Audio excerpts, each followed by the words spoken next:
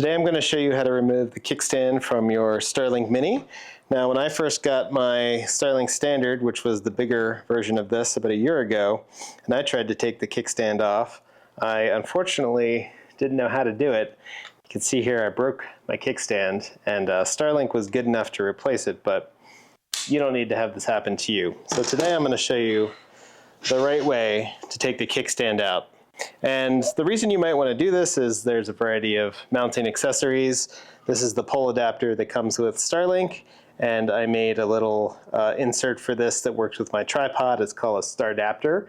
I sell these in my store, which is in the description link below if you're interested.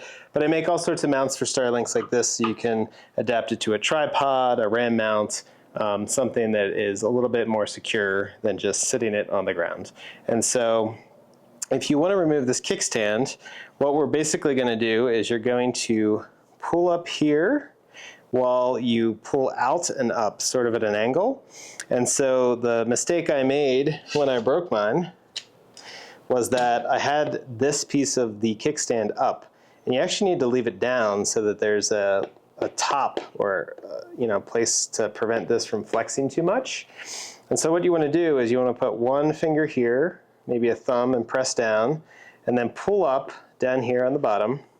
And then when you're squeezing, when you get a good squeeze, you want to pull out this way, and you want to pull up. It's sort of like an out and up motion, and it'll pop right out. Boom, look at that. Pops right back in, pops out, pops right back in.